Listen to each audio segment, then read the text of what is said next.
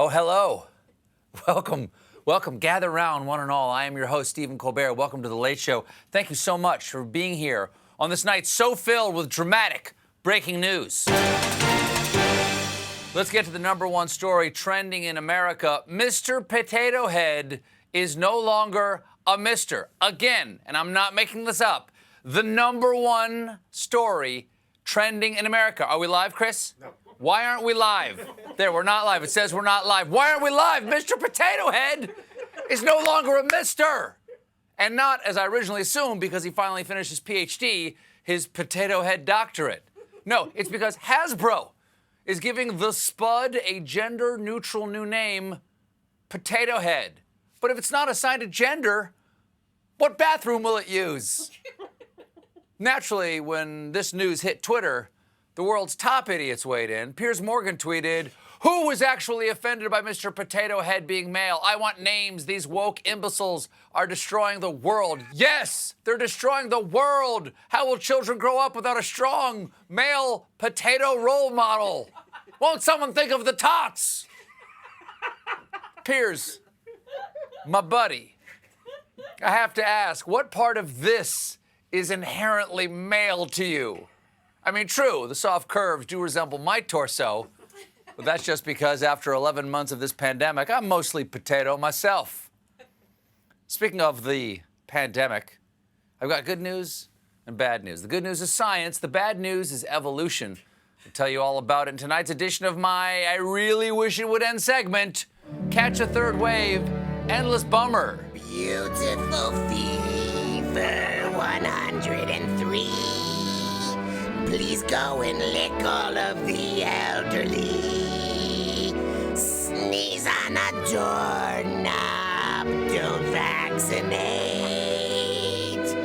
Breathe me into all your lungs. I can't wait. Thank you. Thank you very much. I'll be here all year. Ow, ow, ow, ow.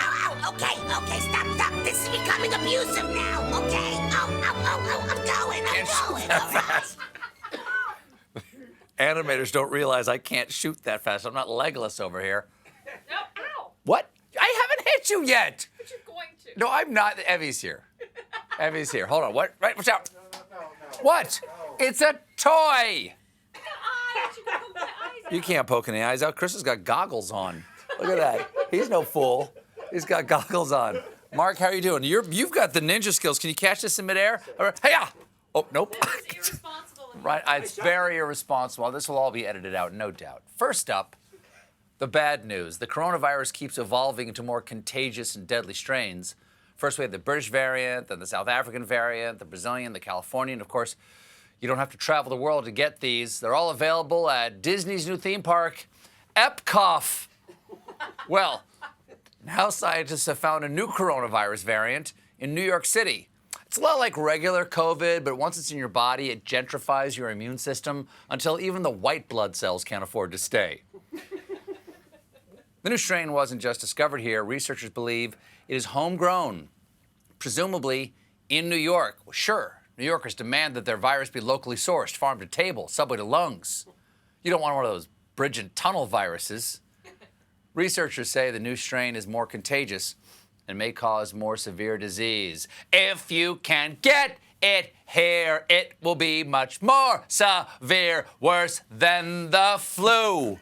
New York, New.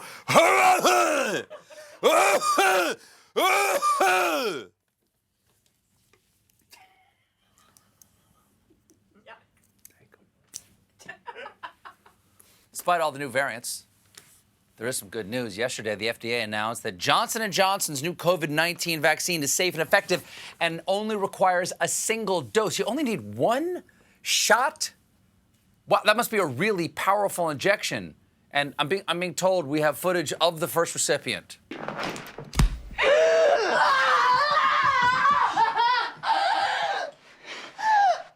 If you're all right, then say something. Can I go to a restaurant now? So the vaccines are working. The next challenge is to get people to take them, because according to one recent poll, about 1 in 3 Americans say they definitely or probably won't get the COVID-19 vaccine. Yes, a third of Americans are too concerned about the health implications to get a vaccine, but they'll line up for Arby's new Meat Mountain. Arby's, we have no shame. Well, today, in order to get more people to take vaccines, the Ad Council launched a new campaign. It takes a look. As the COVID-19 vaccines become available, you might be asking yourself, should I get it? And if I do, will I be able to go about life without putting my family at risk? You've got questions, and that's normal.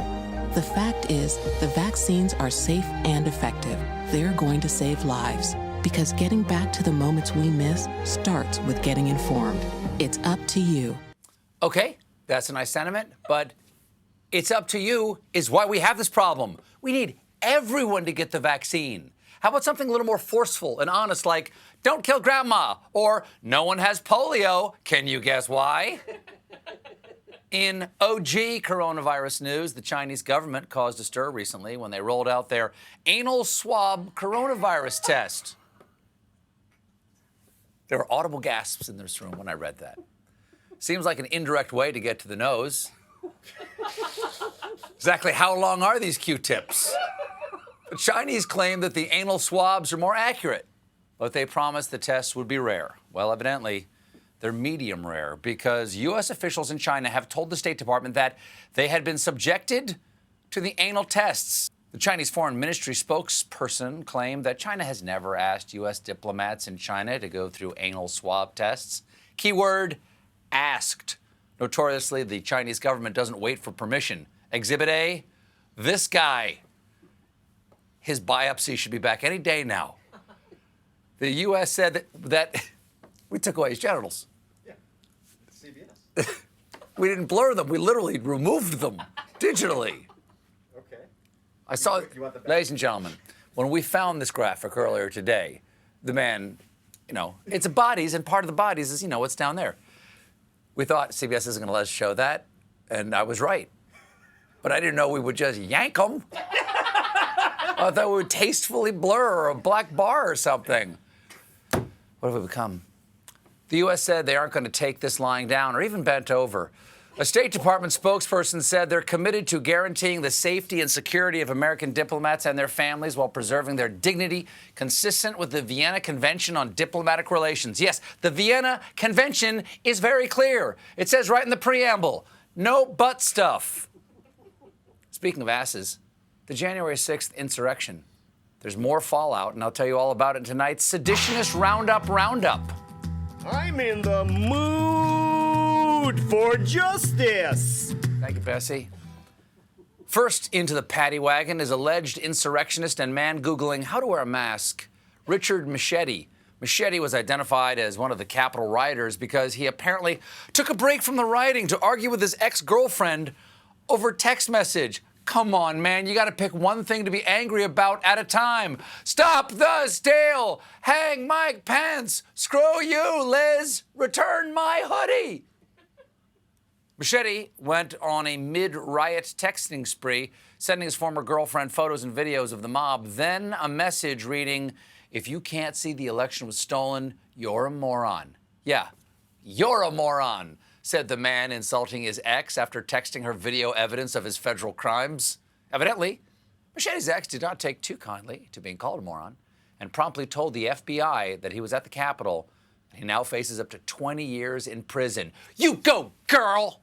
That's when you know you won the breakup. Did you hear about Chelsea? She is doing amazing. She's got a killer haircut. She's dating a great new guy, and she sent Richard to federal prison. Slay, queen!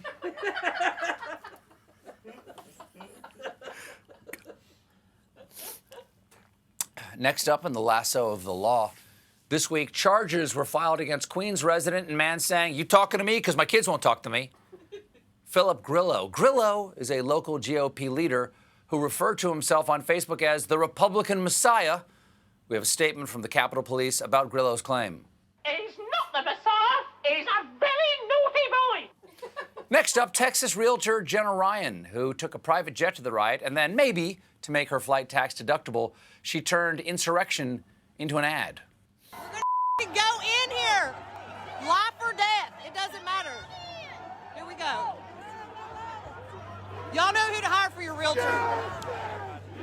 Jenna Ryan, your realtor. USA! You go too, girl.